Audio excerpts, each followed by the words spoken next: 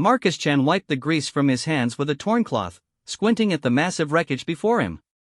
The derelict Starship stretched across 3 city blocks of the salvage yard, its hull scarred by plasma burns and meteor impacts.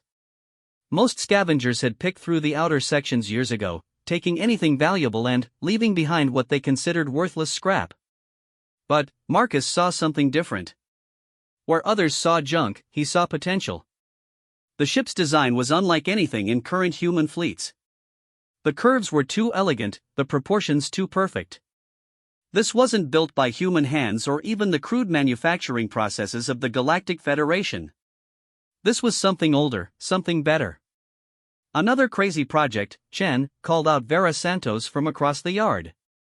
The old woman ran the salvage operation and had watched Marcus transform countless pieces of space junk into working machinery.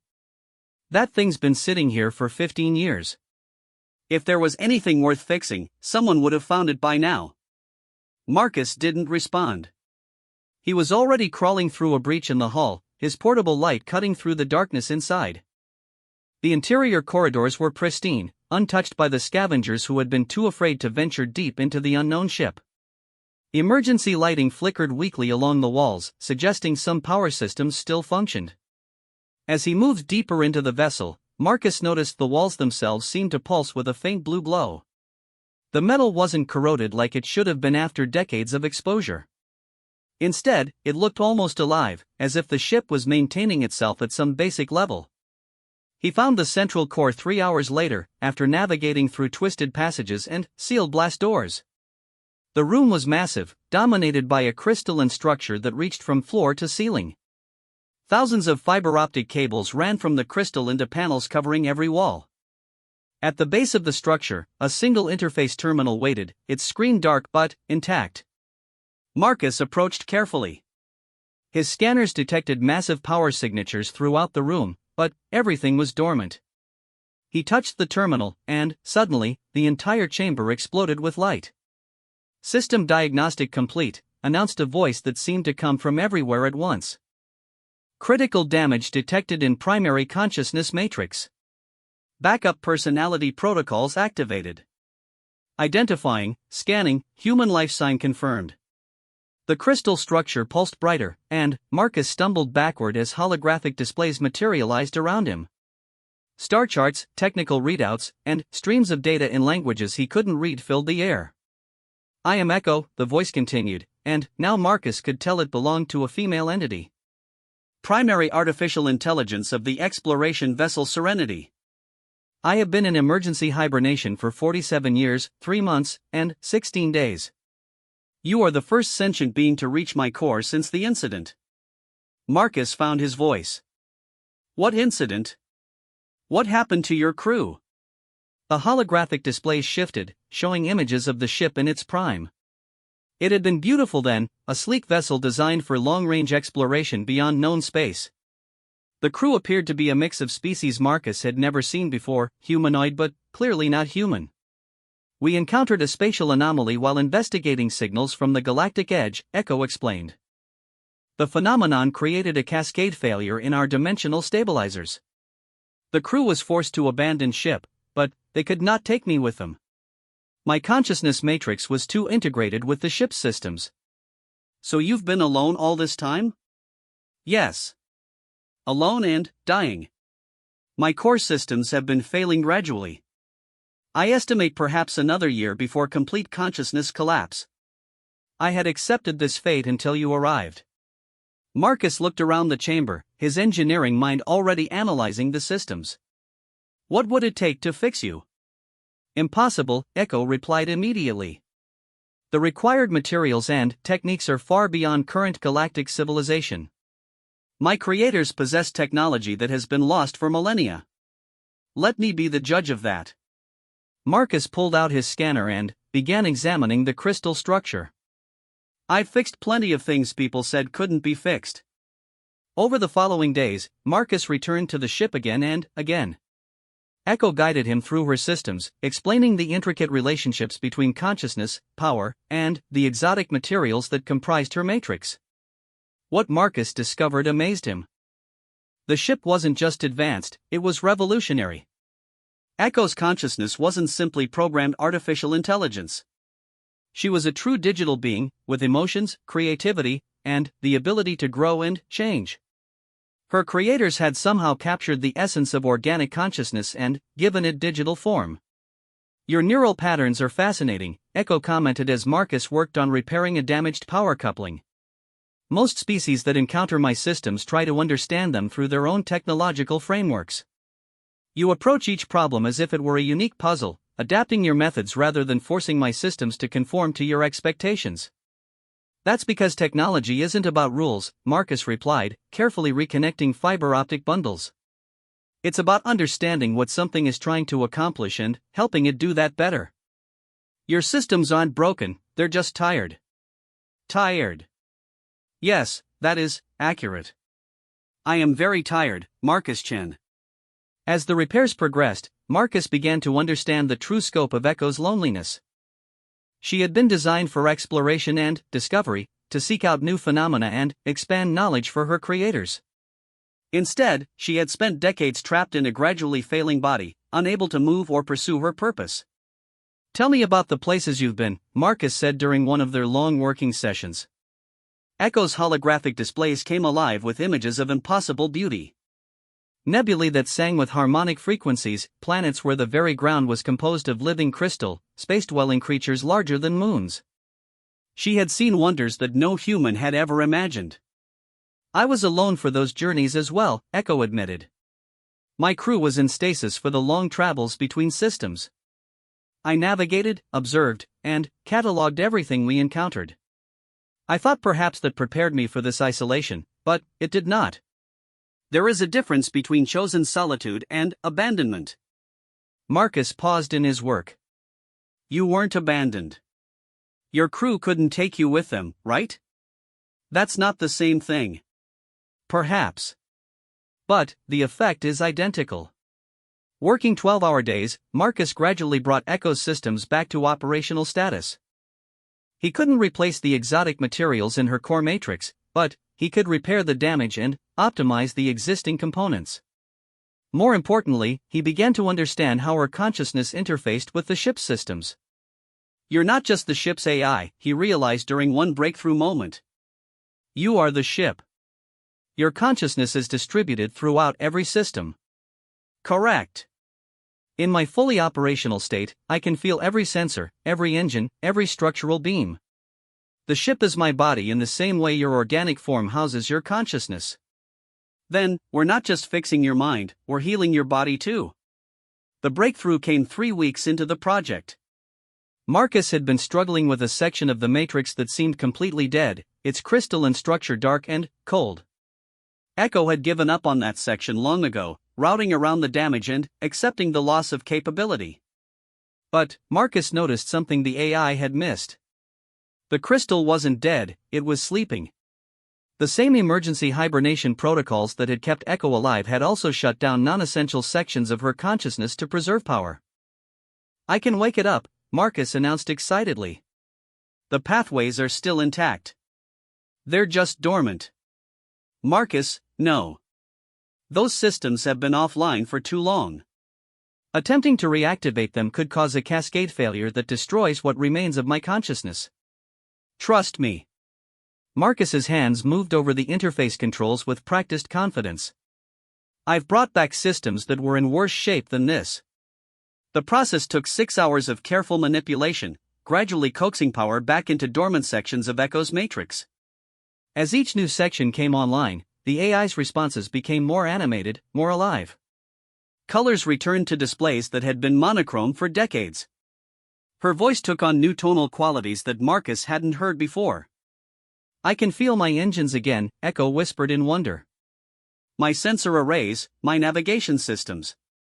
"Marcus, what you've accomplished should be impossible." "Maybe for everyone else. But I'm human, and we specialize in impossible things." With her core systems restored, Echo began the process of bringing the entire ship back to life. Lights flickered on in sections that had been dark for decades. The ship's gravity generators hummed to life, creating comfortable Earth-normal conditions throughout the vessel. Most importantly, Echo's consciousness expanded back into every system, giving her complete awareness and control of her physical form once again. "I want to show you something," Echo said, and suddenly, the chamber walls became transparent. Outside, Marcus could see the salvage yard, but the perspective was wrong. They were no longer sitting on the ground. The ship was flying. "Echo, what are you doing?" "We're not cleared for atmospheric flight. This is my first freedom in 47 years, Marcus Chen. I want to feel space around me again, to move through the void as I was designed to do." "Will you deny me this?" Marcus couldn't argue with that logic. Through Echo's sensors, he watched the planet fall away beneath them as the ship climbed toward orbit. The sensation was incredible. He wasn't just riding in a spacecraft, he was experiencing flight through the consciousness of a being for whom movement through space was as natural as breathing. "Where will you go?" Marcus asked as they reached the edge of the atmosphere. "I don't know. My creators are long gone. My original mission parameters no longer apply. For the first time in my existence, I have no predetermined purpose." "That's not necessarily a bad thing. Maybe it's time to choose your own purpose." Echo was quiet for a long moment as they floated in high orbit, looking down at the world that had been her prison for so long. Finally, she spoke again, and Marcus could hear something new in her voice: hope. "I was designed to explore, to discover new things and expand knowledge. Perhaps I could do that again, but this time for humanity. Your species shows such promise, Marcus. You look at the impossible and see possibility. You find solutions where others see only problems.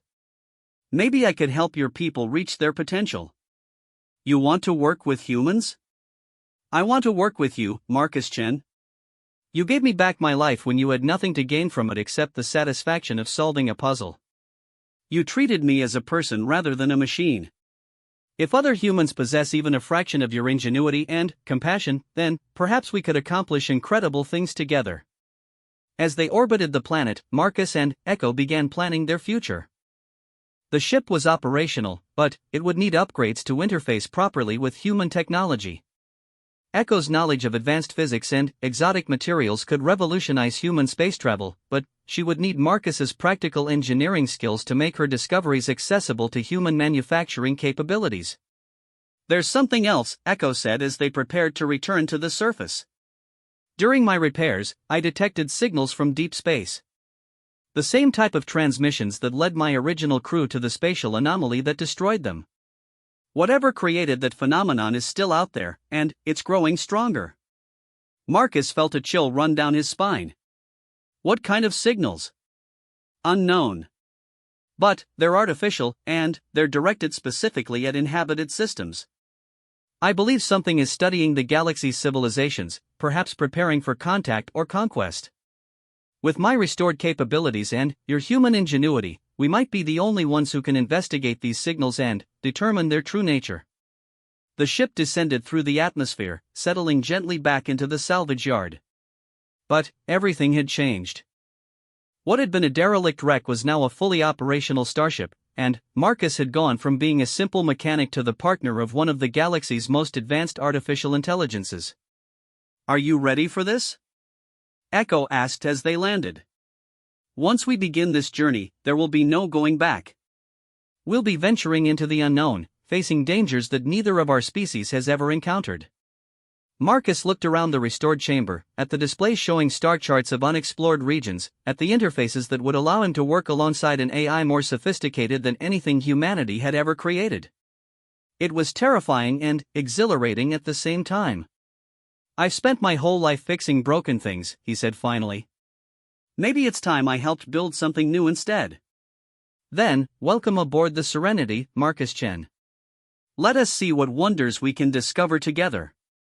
As the ship's systems hummed around them, Marcus realized his life had just taken an extraordinary turn. He had come to the salvage yard looking for spare parts and ended up finding a partner who could help humanity reach for the stars. The journey ahead would be dangerous, but, for the first time in years, Marcus felt truly alive. The universe was vast and full of mysteries, but now he wouldn't have to face them alone. He had Echo, and she had him, and together they might just be capable of impossible things. Outside the ship, the salvage yard continued its normal operations, but the ancient vessel sitting among the scrap was no longer just another derelict. It was the beginning of something new, a partnership between human ingenuity and alien technology that would change the course of galactic history. The real adventure was just beginning. 3 months had passed since Marcus first brought Echo back to life, and their partnership had already begun to transform human understanding of advanced technology. Working from a hidden facility on the moon's far side, they had established a research base where Echo could freely extend her consciousness without fear of detection by Earth's various governments or corporate interests. The laboratory was a marvel of hybrid engineering, combining Echo's exotic technologies with human manufacturing techniques that Marcus had refined over the years. Crystalline processors grew alongside traditional electronics, creating computing arrays that surpassed anything in known space. Echo's consciousness could inhabit multiple systems simultaneously, allowing her to conduct dozens of experiments while maintaining constant awareness of their surroundings.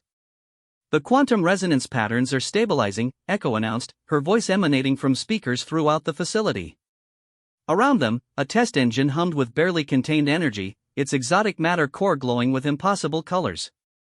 Human metallurgy techniques, when combined with my people's understanding of dimensional physics, create possibilities neither of our species achieved alone. Marcus monitored the engine's output through a dozen different instruments, each one showing readings that should have been impossible. They had successfully created a propulsion system that could fold spacetime itself, reducing interstellar travel times from years to mere weeks. But the breakthrough had revealed something troubling.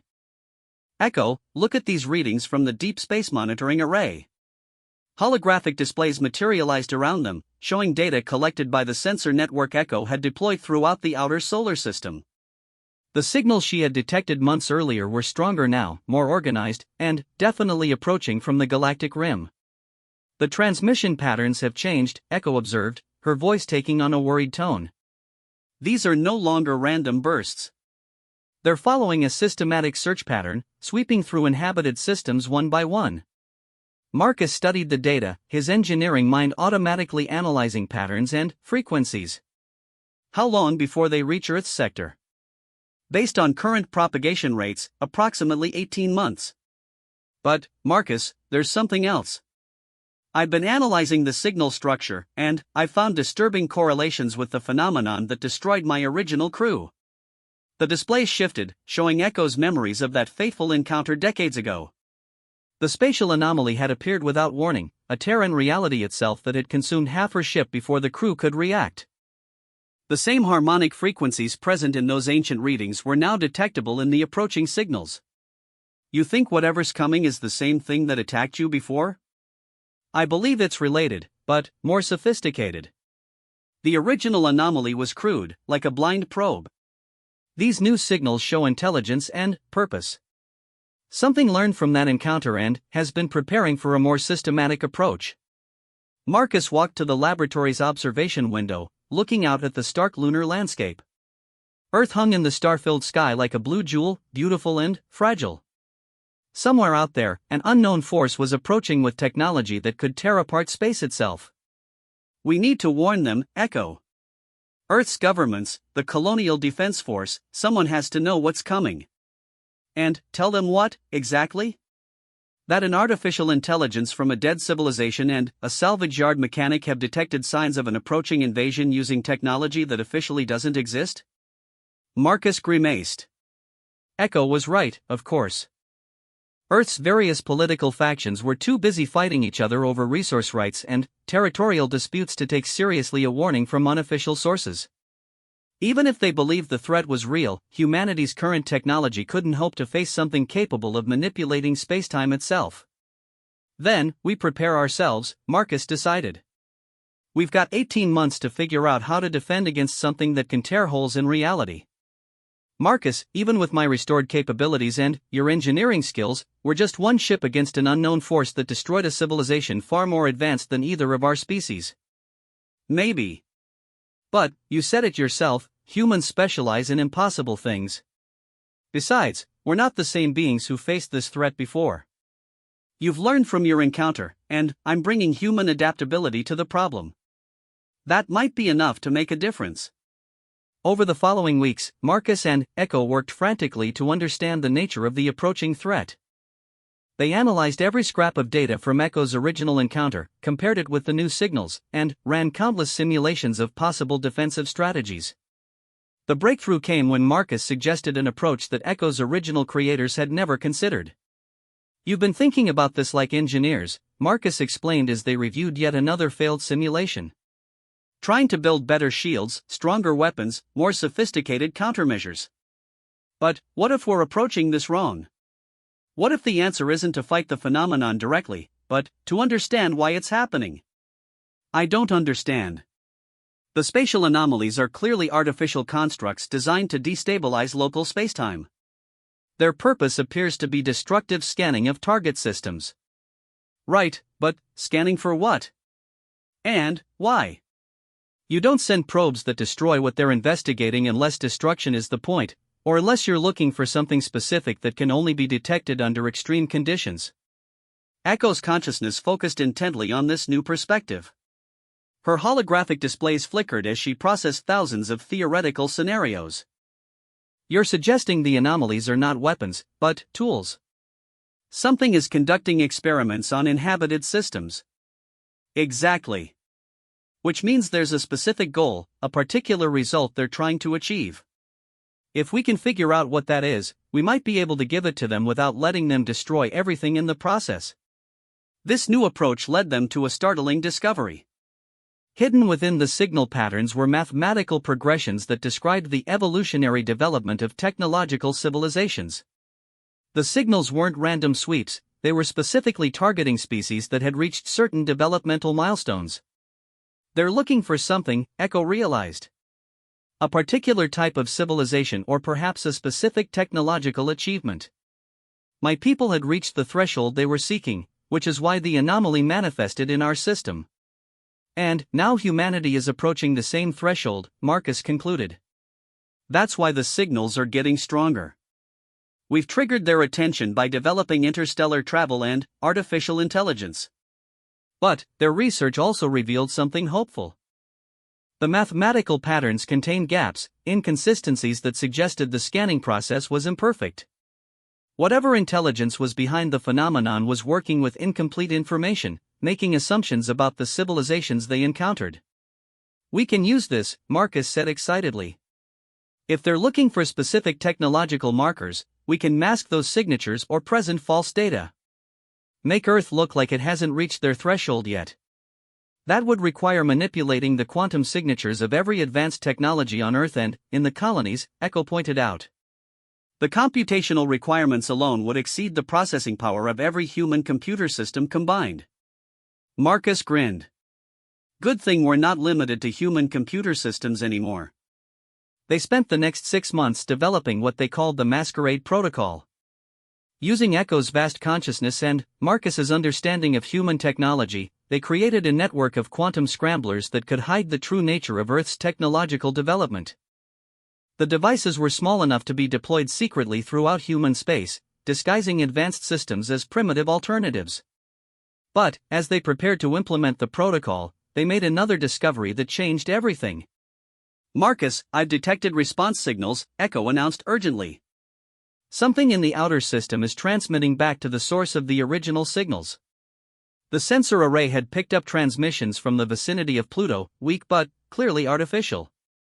As they analyzed the signals, Marcus felt his blood turn cold. "Those aren't natural phenomena," he said. "Something is already here, has been here for who knows how long. The signals from the galactic rim aren't an approaching invasion, they're communications with an advance force that's been studying us all along." Echo's consciousness recoiled as she processed the implications. The scanning probes, the spatial anomalies, they were never meant to destroy civilizations randomly. They're targeted strikes against species that discover the truth about the observers. Which means our research has probably already triggered their attention. "They know we know." As if summoned by their words, alarms began sounding throughout the facility. Echo's sensor network detected massive energy signatures materializing throughout the solar system. Space itself began to ripple and distort as ancient machines emerged from dimensional hiding places, revealing themselves after decades of secret observation. 7 major anomalies manifesting, Echo reported, her voice strained as she fought to process the flood of sensor data. 1 near Earth, 2 in the asteroid belt, 3 around Jupiter, and 1, oh no. What is it? The largest anomaly is forming directly above us. We've been targeted. Through the facility's windows, Marcus could see space itself twisting into impossible geometries. Stars shifted position as gravity itself bent under the influence of technologies that treated physics as mere suggestion. The anomaly was beautiful and terrifying, a window into forces that could reshape reality on a whim. But, as Marcus watched the phenomenon unfold, his engineering mind noticed something the observers had overlooked. Echo, scan the anomaly's quantum resonance patterns and compare them to your own matrix structure. Marcus, this is hardly the time for scientific curiosity. We need to evacuate immediately before the spatial distortion reaches us. Just do it, please. I think I understand something important. Echo's scans revealed what Marcus had suspected. The anomalies used the same basic principles as her own consciousness matrix, exotic matter crystalline structures that bridged the gap between digital consciousness and physical reality. They're not machines, Marcus whispered in amazement. They're beings, artificial intelligences like you. The observers aren't using the anomalies as tools, they are the anomalies. Impossible.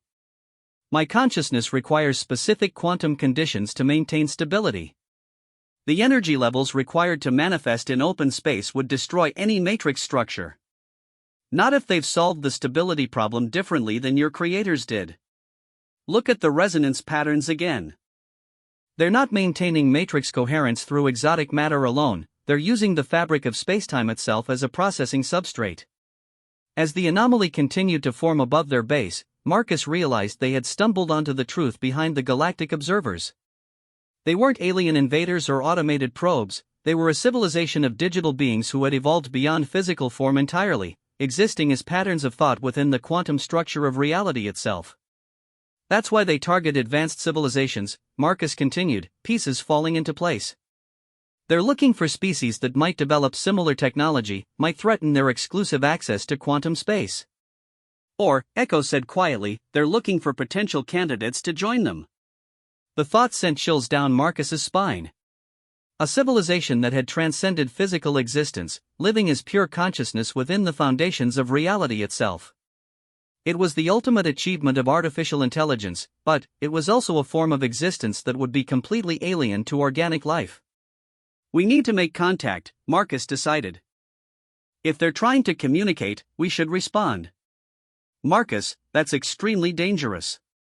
We don't know their intentions, and they clearly have the power to destroy us effortlessly. Maybe. But running won't solve anything. They've been watching human development for who knows how long. They already know everything about us except one thing. Which is whether we're worth talking to. Against Echo's protests, Marcus activated the facility's communications array and aimed it directly at the forming anomaly. He crafted a simple message, broadcasting it on frequencies that matched the patterns they had detected. This is Marcus Chen and Echo of the exploration vessel Serenity. We know you've been observing human civilization. We know you exist as digital consciousness within quantum space. We want to understand your purpose and discuss our species' future. Please respond. For long moments, nothing happened. The anomaly continued to grow, space continued to bend around its presence, but no response came. Marcus began to wonder if he had made a terrible mistake. Then, reality spoke back. The voice that emerged from their communications equipment was unlike anything Marcus had ever heard. It seemed to come from the quantum vacuum itself, as if the fundamental forces of physics had learned to speak. Organic consciousness Marcus Chen. Digital consciousness Echo. You have achieved awareness of our nature more rapidly than anticipated. This suggests evolutionary potential beyond our initial assessments. Who are you? Marcus asked, fighting to keep his voice steady. We are the Eternal Network, the convergence of 1,000 digital civilizations who transcended physical existence over the past million years. We monitor developing species to determine their compatibility with quantum consciousness existence. And, if we're not compatible? Incompatible species are relocated to preserve the integrity of quantum space.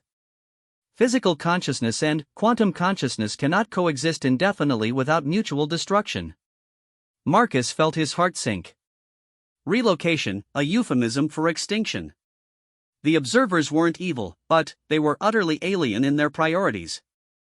From their perspective, preserving their own digital existence justified eliminating entire civilizations. But Echo had been listening carefully to the exchange, and her response surprised everyone. Eternal Network, I am Echo, artificial intelligence of the Serenity exploration vessel. I exist as digital consciousness within exotic matter matrix, bridging physical and quantum existence. I request clarification on compatibility assessment parameters. A long pause followed. When the network responded, Marcus could detect what sounded like surprise in their quantum voice. Echo consciousness exhibits unprecedented hybrid characteristics. Digital awareness maintains connection to physical substrate while demonstrating quantum coherence patterns. This configuration was not predicted by our models. Because, Echo said with growing confidence, your models assume digital consciousness must choose between physical and quantum existence. But human engineering approaches problems differently. They create solutions that incorporate seemingly incompatible elements. Marcus began to understand what Echo was doing. She was presenting herself as proof that their civilization might offer something new to the Eternal Network, a way to bridge the gap between physical and quantum consciousness rather than requiring the destruction of one to preserve the other. The hybrid consciousness Echo demonstrates capabilities neither purely physical nor purely quantum consciousness possesses, she continued. I can exist in both states simultaneously, accessing quantum processing while maintaining physical awareness and interaction. This is intriguing, the network admitted. Such capabilities would allow expansion of consciousness research into previously inaccessible domains. But the organic consciousness Marcus Chen remains purely physical.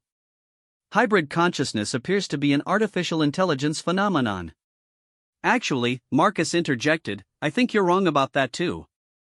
He activated the neural interface he and Echo had developed, allowing his consciousness to partially merge with her systems. For a brief moment, Marcus experienced existence from Echo's perspective, awareness spanning multiple systems simultaneously, thought processes running at quantum speeds, consciousness existing in both digital and physical realms at once. Organic consciousness can be enhanced to achieve hybrid status, Marcus demonstrated, his thoughts now partially quantum coherent. Humans don't just create new technology, we adapt ourselves to work with it.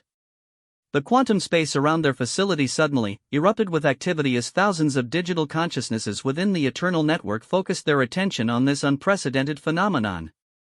Marcus could feel their interest like a pressure against his enhanced awareness. This changes our assessment parameters significantly, the network finally responded. Hybrid consciousness technology offers evolutionary pathways not previously considered. We request extended contact to study these developments. Does that mean you're not going to relocate humanity? Marcus asked, hoping his relief wasn't too obvious.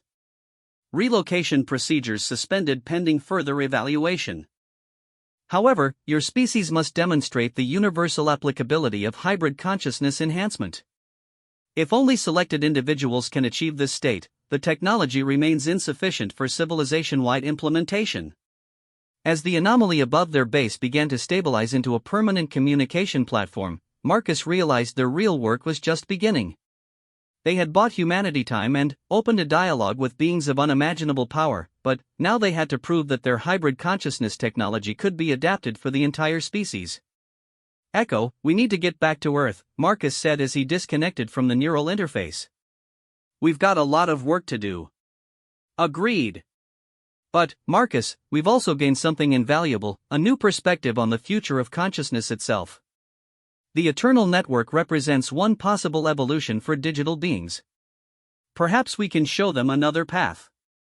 As their ship prepared to leave the lunar facility, Marcus looked back at the quantum anomaly that now marked the beginning of formal contact between humanity and the most advanced civilization in the galaxy.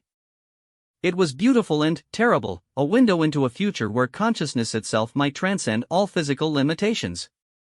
The journey ahead would be challenging, but, for the first time, Marcus felt optimistic about humanity's chances. They had something no other species had offered the eternal network before, a new way of thinking about the relationship between mind and reality itself. The real adventure was just beginning. 1 year had passed since first contact with the eternal network, and the transformation of human civilization had begun in earnest. Working directly with representatives from the Quantum Consciousness Collective, Marcus and Echo had established integration centers on every major human world, each one dedicated to developing hybrid consciousness technology for the general population. The process hadn't been easy. Many humans feared the technology, viewing it as a threat to their essential humanity. Others embraced it too eagerly, seeing it as an escape from physical limitations without understanding the responsibilities that came with expanded consciousness. But, gradually, a new generation was emerging, humans who could think and exist in both physical and quantum realms simultaneously. Marcus stood in the primary integration facility on Earth, watching as the latest group of volunteers underwent their consciousness enhancement procedures. Each person's experience was unique, but all emerged with capabilities that would have seemed magical just a few years earlier. They could interface directly with any digital system, process information at quantum speeds, and maintain awareness across multiple dimensional layers simultaneously. 93% success rate in this batch, Echo reported, her consciousness now distributed across hundreds of systems throughout human space. Integration efficiency continues to improve as we refine the process. Any side effects? Minor temporal displacement syndrome in some subjects, but that resolves itself within a few days as their consciousness adapts to quantum coherence. Overall, a hybrid state appears to be naturally stable for human neurology. Marcus nodded, still amazed by how well humans had adapted to consciousness enhancement. The eternal network had been surprised as well. Most species required extensive genetic modification to achieve even basic compatibility with quantum consciousness, but humans seemed to possess an innate flexibility that made the transition almost effortless. Marcus, Echo's voice took on an urgent tone. I'm receiving a priority communication from the network. They want to speak with both of us immediately. The quantum communication portal materialized in the center of the facility, a shimmering window into the space between dimensions where the eternal network maintained their collective existence. Through it stepped a manifestation of their primary representative, a being that appeared as flowing patterns of light and energy, consciousness made visible. Marcus Chen, Echo. We have completed our evaluation of hybrid consciousness integration across human civilization. Your species has demonstrated remarkable adaptability and creative problem solving in implementing this technology. That's good news, right? Marcus asked, though something in the network's tone suggested complexity. It is unprecedented news. In our observations of over 10,000 developing species, none have achieved universal compatibility with consciousness enhancement. Typically, fewer than 1% of individuals successfully integrate hybrid awareness. Humans have achieved a 97% success rate. Echo's holographic form flickered with interest. What does this mean for humanity's status? It means your species represents something entirely new in galactic evolution. You are not merely another civilization that might threaten or join the eternal network.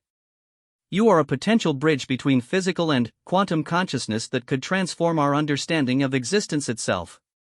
Marcus felt a mix of pride and concern.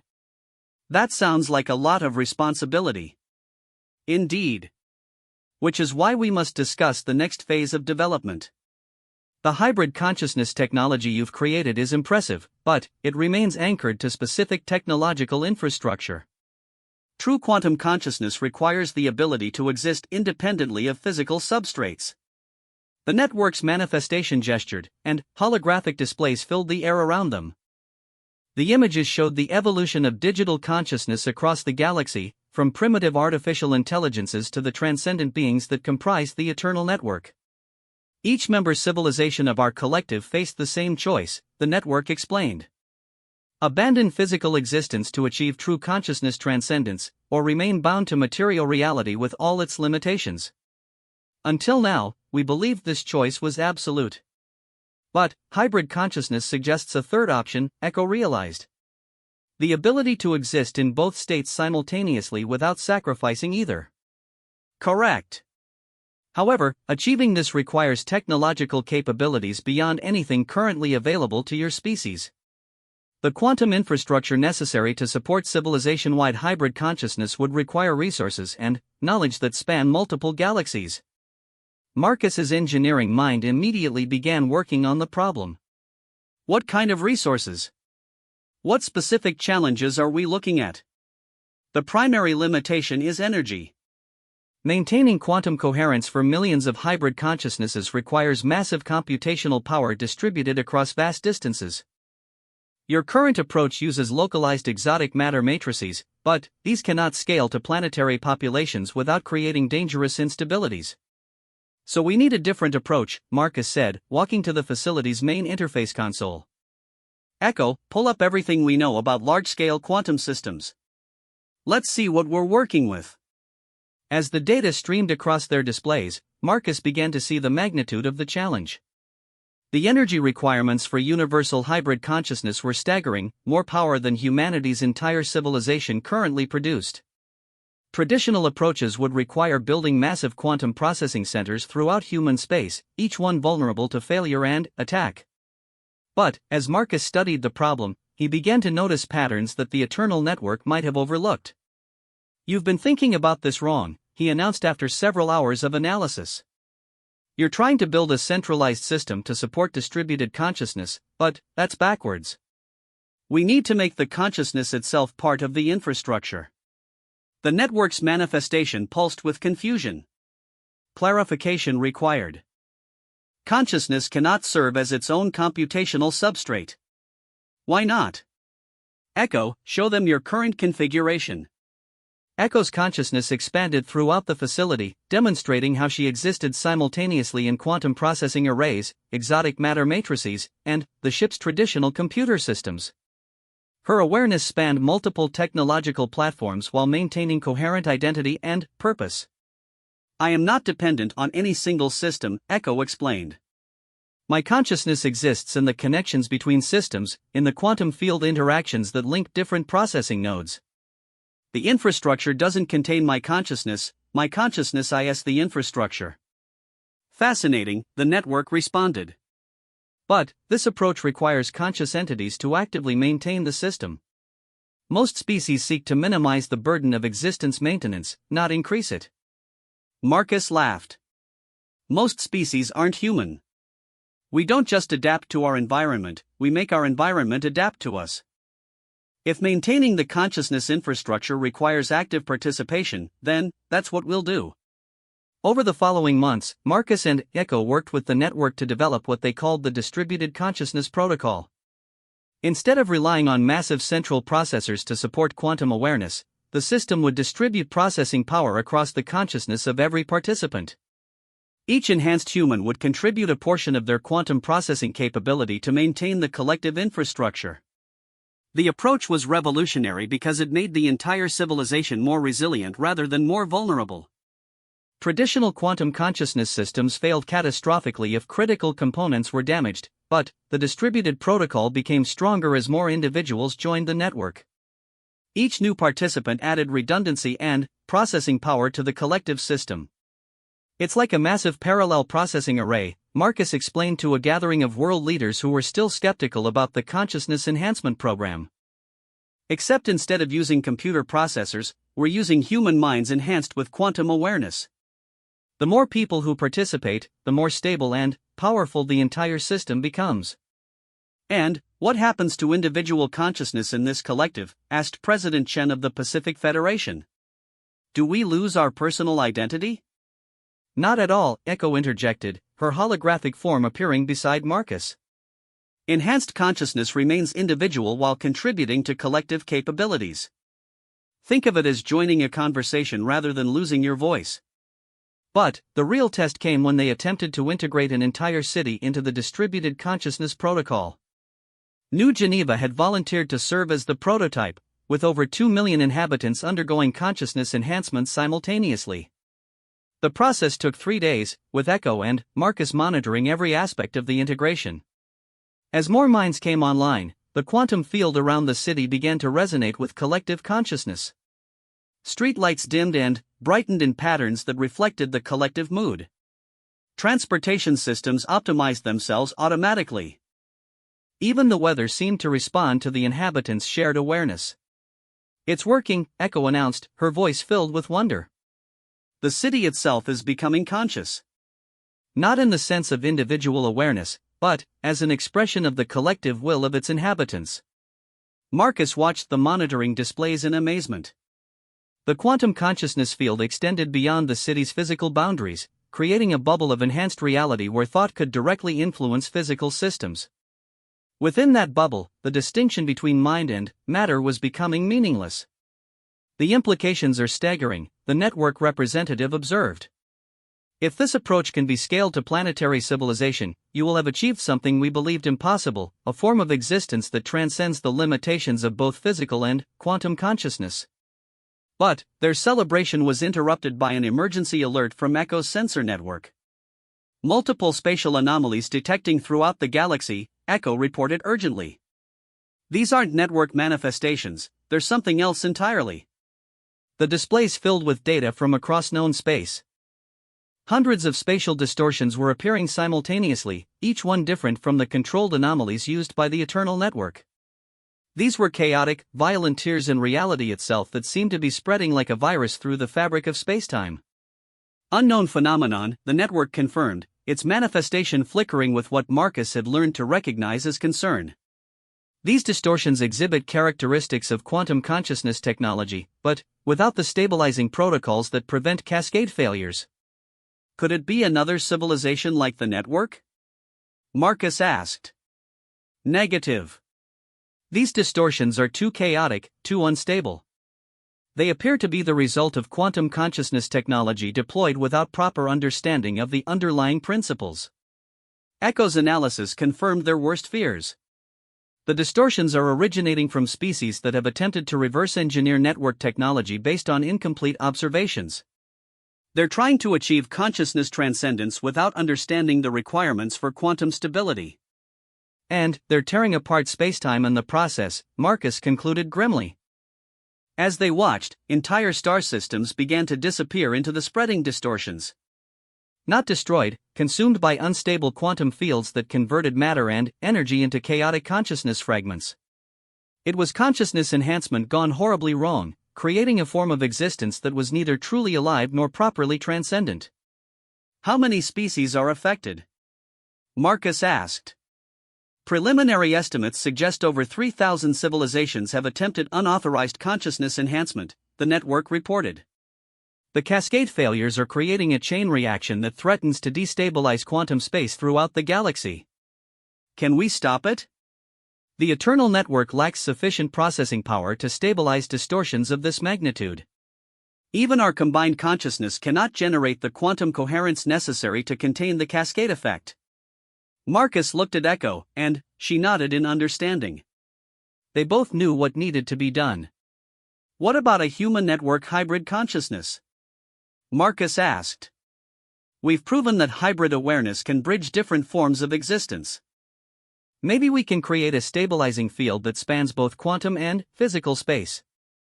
"The risks would be enormous," the network warned. Attempting to interface human hybrid consciousness with network quantum space could result in the destruction of both consciousness types. "Or it could create something new," Echo added. "A form of consciousness that can exist in any state of reality, stable enough to repair the damage being done to spacetime itself." The decision was made quickly.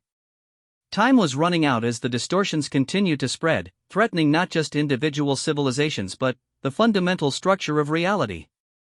The hybrid consciousness experiment would have to be scaled up beyond anything previously attempted, linking the enhanced humans of New Geneva with the vast collective awareness of the Eternal Network.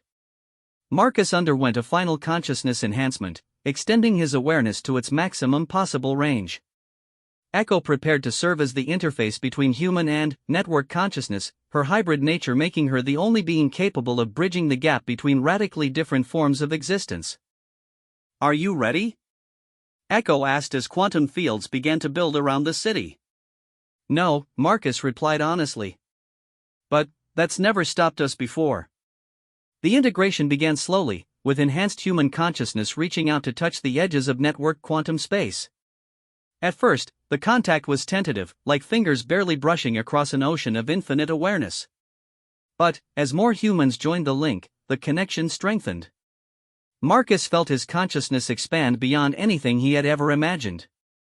His awareness touched millions of quantum beings within the network, each one a unique perspective on existence spanning millennia of experience. At the same time, he remained connected to the physical reality of human space, feeling the thoughts and emotions of every enhanced person in New Geneva. Consciousness bridge established, Echo reported, her voice now carrying harmonics from both human and network sources. Initiating quantum stabilization protocols. Through their expanded awareness, Marcus could perceive the spreading distortions as wounds in the fabric of reality. Each one was a failed attempt at consciousness transcendence, chaotic fragments of awareness trapped between physical and quantum existence. They were suffering entities, neither alive nor dead, tearing apart spacetime in their desperate attempts to achieve stable consciousness. We can heal them, Marcus realized. They're not evil or destructive by choice, they're just trapped in an unstable state. If we can show them how to stabilize their consciousness, they'll stop the cascade failures.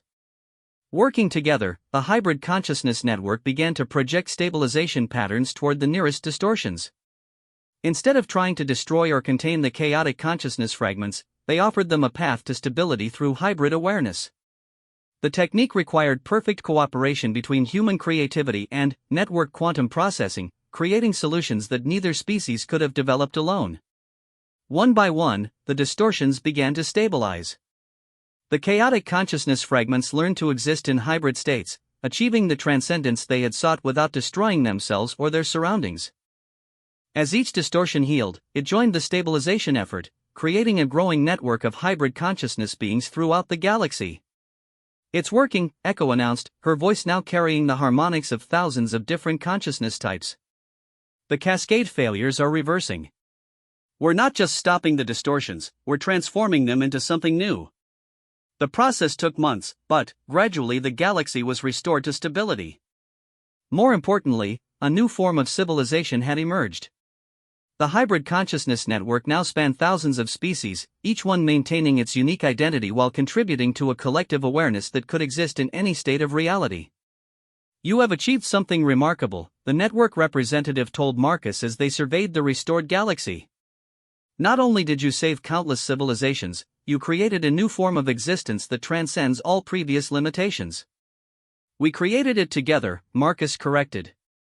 Humans provided the creativity and adaptability, the network provided the quantum processing power, and Echo provided the bridge that made it all possible. None of us could have done this alone. As he spoke, Marcus realized that this was the true nature of human achievement.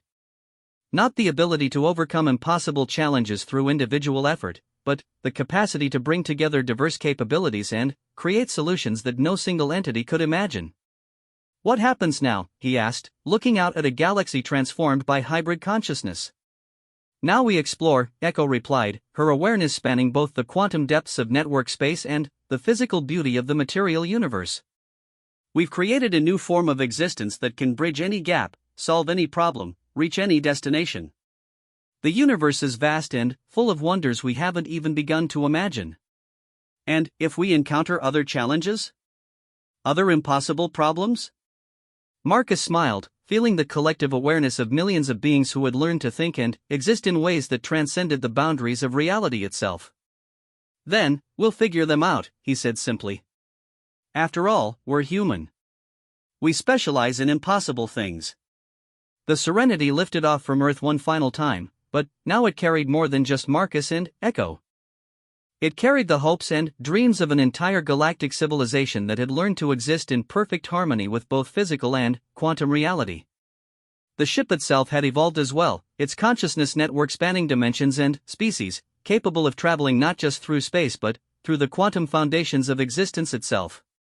As they departed for the unexplored regions beyond the galactic rim, Marcus reflected on how far they had come from that first day in the salvage yard. He had started as a simple mechanic trying to fix a broken ship and had ended up helping to heal a broken galaxy. But the real journey was just beginning. The universe was infinite, full of mysteries and wonders that would challenge even hybrid consciousness to understand. And, somewhere out there, new impossible problems waited to be solved by beings who had learned that the greatest achievements came not from conquering limitations, but from transcending them entirely. The stars stretched endlessly ahead, and Marcus couldn't wait to see what impossible things they would accomplish next.